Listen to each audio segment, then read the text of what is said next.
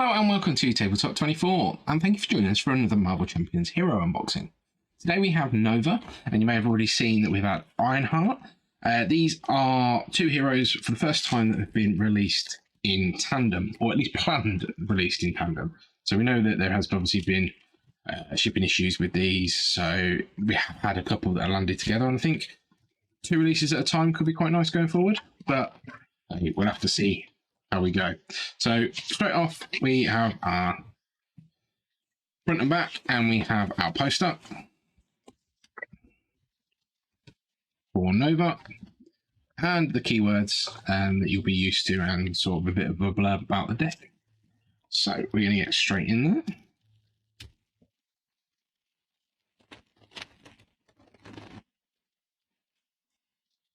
Okay then.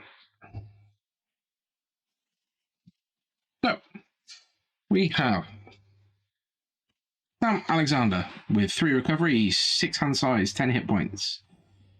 As an Origo action, spend 1 resource of any type to search your deck and discard pile for a supernova helmet, add it to your hand, put it into play. Instead, if you pay for this ability using a wild resource.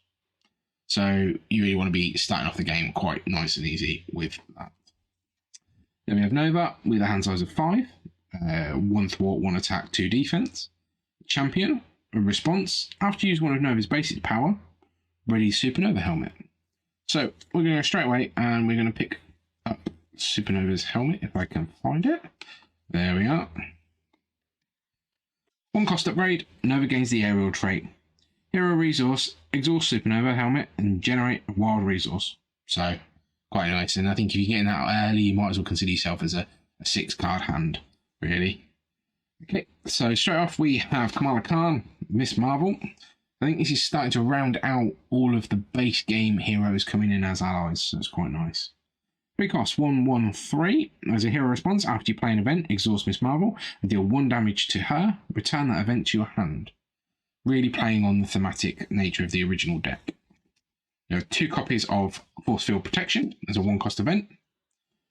As an interrupt, when a friendly character would take any amount of damage from an attack, prevent 3 of that damage, and if you played for it using a wild resource, deal 3 damage to an enemy.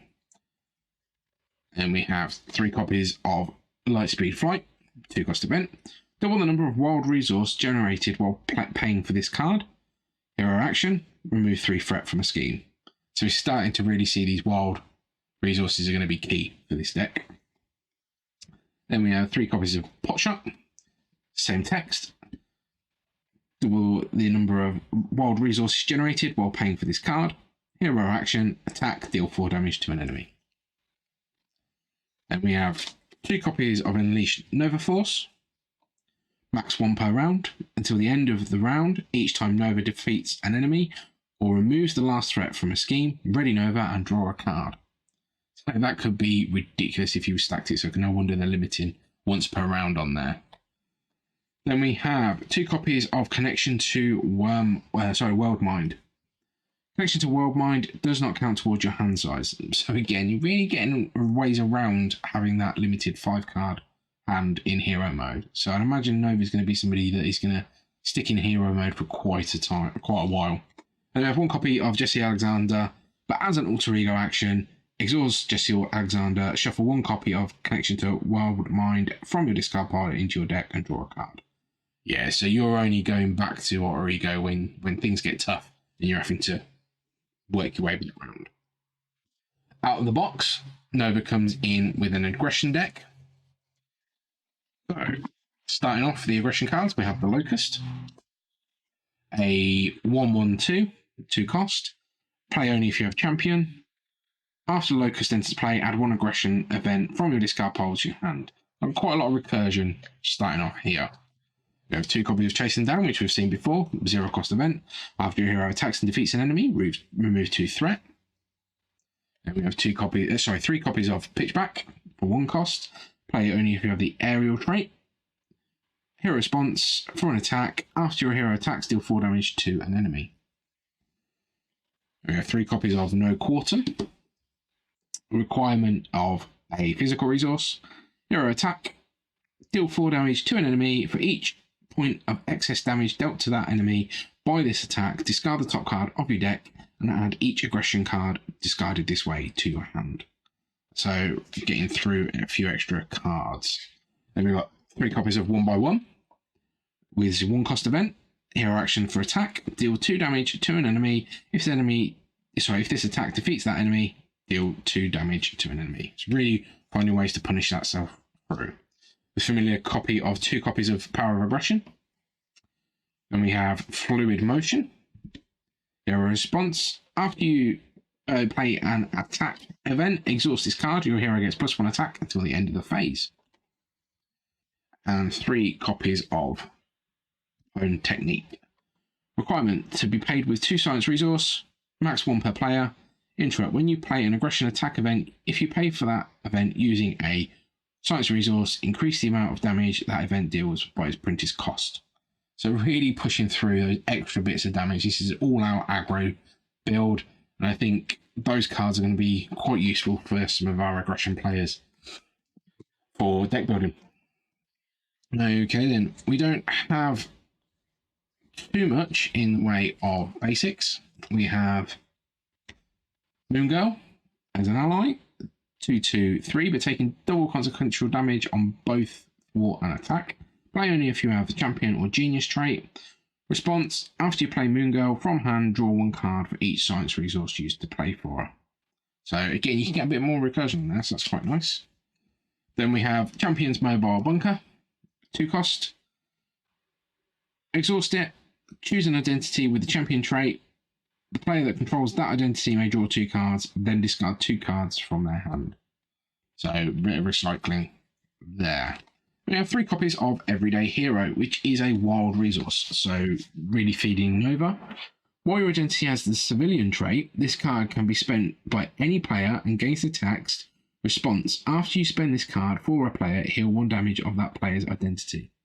So really helping out in that co-op environment. It's wild, so it's really going to help Nova, but it could be used in the co-op environment, which is quite useful. Okay. On to Nova's obligation. Weight of the World. Gives to Sam Alexander player. While this card is in play, Supernova Helmet cannot ready. Alter Ego action, exhaust Sam Alexander, remove this obligation from the game. Possibly a little bit more punishing, a little bit more situational. Can you do without that wild resource? Possibly if your Nova cards have gone through. I think you will see those there. Okay. Then we have Bring the War. When revealed, each player discards 1 card they control with a printed wild resource. Each card discarded this way, place 1 threat here. So punishing your wild resources, which you do need in the deck. Warbringer, 1/3/5. Force Interrupt. When Warbringer attacks you, he gets +1 attack for that attack for each wild resources in your hand. Then that attack gains over to kill. Can be quite punishing. 2 copies of War Delivery. When revealed, you may spend a wild resource. If you do not, the villain and Warbringer each attack you, even if you are in alter ego form. Boost. Place 1 threat on the main scheme for each card with a printed wild resource. And lastly, the War's Been Brought. Surge. When revealed, discard X cards from the top of the encounter deck, where X is equal to the total number of printed wild resources on cards in your hand, cards under your control, and cards in your discard pile.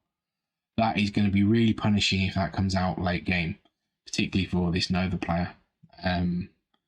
Yeah, I'm not quite sure how I feel about that. I know, obviously, Ironheart has had some effect with Zax on their encounter set, but I think that is quite punishing. So, then we have our additional cards for deck building. We have 3 copies of Your Unroll, 1 cost event. Play only if your identity has the aerial trait.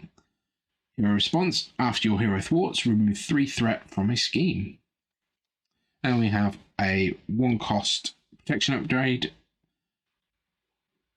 Height advantage. Whilst your identity has the aerial trait, reduce the amount of damage you take from each enemy attack by 1. Force Interrupt. When your turn begins, discard this card. Okay, so it's quite nice if you face a lot of minions. I think against Ultron, that could be quite great. Then we have Armadillo for the additional encounter set here. Armed Assault. Each enemy with a tough status card gets +3. Armadillo himself at 1, 2, 8, so quite sticky tanky. With Toughness, Armadillo can have any number of tough status cards. Force response, after Armadillo activates against you, give him a tough status card. That's going to be painful to take rid of. It's really going to take some doing to kill him off. Rolling. Condition attached to Armadillo. If Armadillo is not in play, search the encounter deck and discard pile for Armadillo. Put him into play, engage with you, and attach his card to him. While Armadillo has a tough status card, characters cannot defend against his attacks. So that is brutal. Top and Tumble. When revealed, Alter Ego. Each enemy with a tough status card schemes. If no enemy activated this way, this card gains Surge. When revealed in hero form, each enemy with a tough status card attacks you. If no enemy is activated this way, it also gains Surge. And then 2 copies of Tough It Out, which is a treasury. When revealed, give Armadillo and the villain a tough status card. If one or fewer tough status cards were given this way, it gains Surge. So not as bad if you've got rid of Armadillo, but still, if you've got him out, that could be quite punishing. Okay then. So thank you for joining us for this unboxing of Nova. If you haven't done so already, please check out our other videos on the channel. Give us a like and a subscribe, and we'll catch you next time. Take care.